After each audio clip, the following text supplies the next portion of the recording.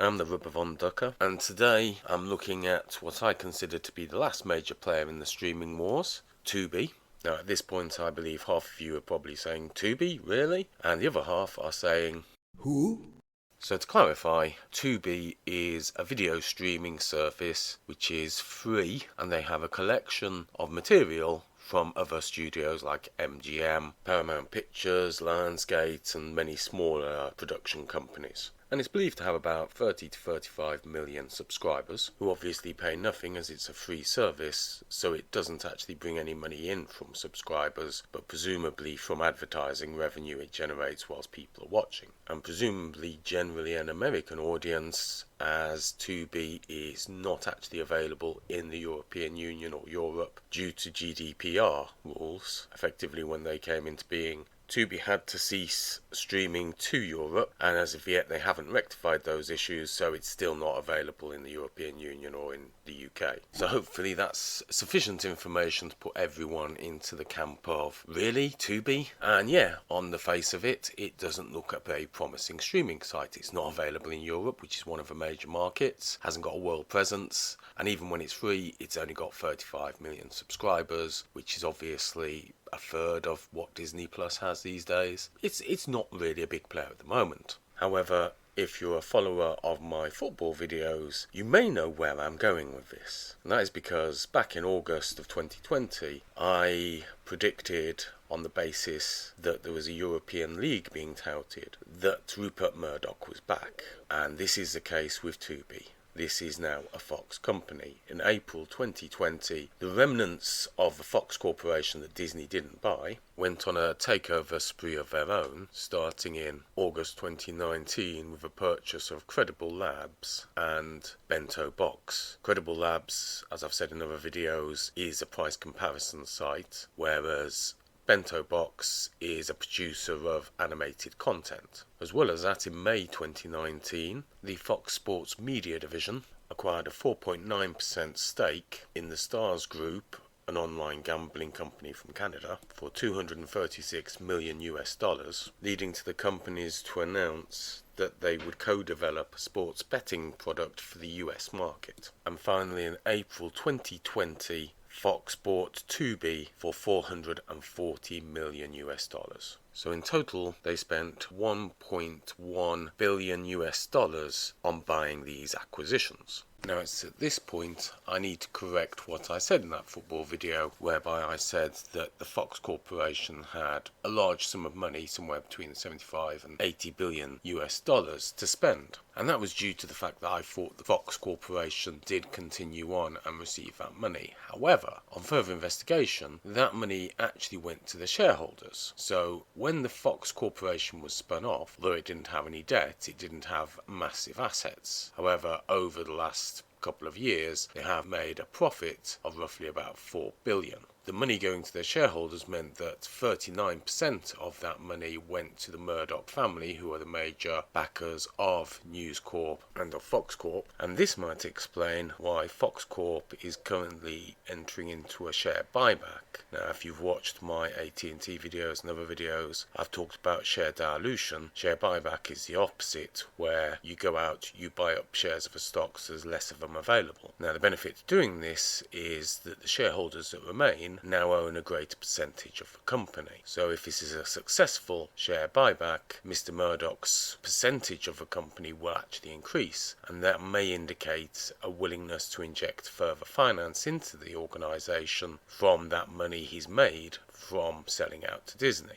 Now, this may not be true for all of the shareholders, because they have had the choice of either taking cash from Disney or shares and cash from Disney. So if they've gone the share route, they may not have the funds available to invest further into the Fox group, and that would be dependent on the company wanting to do a rights issue to raise funds, and I think that's unlikely. Equally, if there's something the Fox Corporation or Mr. Murdoch wants to do that's outside of the budget restraints of Fox Corp, then all he has to do is create a new company, because he himself profited from the merger. I think it was about 27 billion US dollars. So he's got somewhere in the region of 25 billion to spend, not the 75 that I originally stated, but it's still a sizable amount of money. enough for him to buy TV rights to the Premier League and other assets that he may want. What's more, if you look at all of these takeovers and purchases and deals, they all point to the same thing, an interactive service. You've got the price comparison site, which presumably will do finance, utilities, probably even products available at local retailers. If you see a commercial, I dare say there'll be an option for you to click a link and go ahead and get further details from that seller, and the Fox will get a commission for the introduction. Seems like an attempt to bring in revenue rather than through the traditional advertising, although that will still be bringing in revenue, but by creating commissions on transactions that they can forward on to the relevant suppliers. You can kind of make the same argument for sports betting, only they're going straight to consumer and offering a betting service. And again, that's going to bring in another revenue stream on top of the advertising. And so it would seem that the plan for the Fox streaming service, which is surely coming out of these investments, is to offer a free service, but to try and capitalise more on commissions earned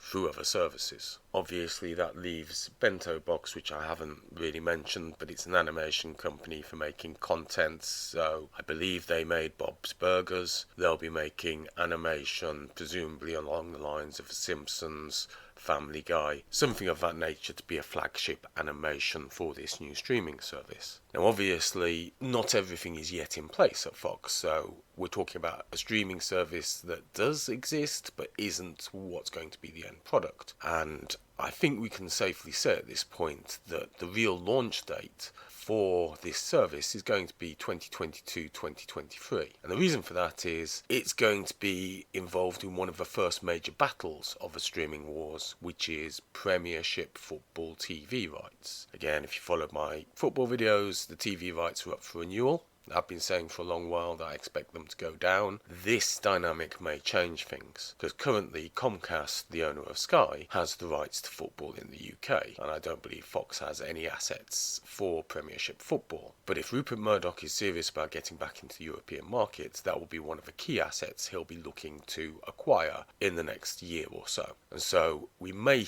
actually see a bidding war between Comcast and Fox, although realistically, I foresee Fox winning this one, although I could be wrong. Comcast, as I've stated previously, is a much more shrewd operator than AT&T. If Fox was up against AT&T, I'd be saying it Fox all day long. Can't say for sure how it's going to work out, but I suspect that Fox are going to come out of this deal with the flagship package. That's what they're going for. Whether it's Champions League, Premier League, or even some league they manage to get going, which I don't see happening. Their aim is to own the Premiership rights, the main rights. And that's how they aim to enter the European market. It's what they did with Sky. I dare say it's effectively the same plan. That's not to say they won't pick up other TV rights. For instance, the French League may be another opportunity for the Fox Corporation to take advantage of. And as they've already got a news division, a sports division, and an entertainment division, there is only really one further area they need to increase, and that is film and main entertainment production. And that would make them obvious candidates to buy MGM. However, as I've said previously, the question is, do you want old content that people have already seen, or do you want new content that's nobody's seen? And if you're going to compete with Netflix, you're going to want new content. If you want to just have a library of old movies like Disney, sure, that can work, but I think realistically, to be competitive, you're going to have new content. Add to that the fact that the movie industry is in a critical condition with the COVID situation, and we don't know when movies will go back to a level of profitability, then it isn't the wisest time to buy a movie production company. Equally, it may well mean you pick up the same asset later, cheaper, because it's much further down the road towards bankruptcy. So there's no rush for Mr. Murdoch to spend that remaining amount of money, but I would expect to see further acquisitions in the next year or so. Now, some people who've seen the Clownfish TV will probably bring up the fact that Fox is meant to be buying a publisher which is Houghton, Mifflin and Harcourt for roughly $350 million US. Now that's actually an acquisition by News Corp, a separate company to Fox. However, as it is linked, there's no reason why, if there's a need to access IP, that it can't be shared with Fox Corp, or that it can't be transferred over in some kind of asset transfer or sale. Not actually owned by Fox, but News Corp, so there is a bit of a barrier to them using those assets. It's not a Fox takeover as such, but it is an asset that Murdoch can make available if required. And although book publishers don't necessarily own all the rights to the characters or the film rights, if you own the publisher, it makes it easier to have a relationship with the author, and equally it gives you some access getting ahead in rights needs. So it is a beneficial move, but it's not necessarily one that's going to be directly affecting Fox. So that's pretty much the situation with Tubi. Plenty of money behind them to do whatever they envision for the future. Whether it remains as Tubi will be interesting to see. It may well have a name change or a brand change, or it may be that Fox launches another service alongside it. I think realistically though there is going to be a free version, so it may well be there's a free version through Tubi and maybe there is a premium version through Fox, and maybe that's the way they're going to look at marketing to the streaming public. But I think in essence the main priority is probably going to be getting people to take on the service. So I think at least at launch a free service is probably the best way to take on Netflix, because if you don't have to pay, everyone can have it. So that's Tubi. I've been the Rubber Von Ducker. Be seeing you.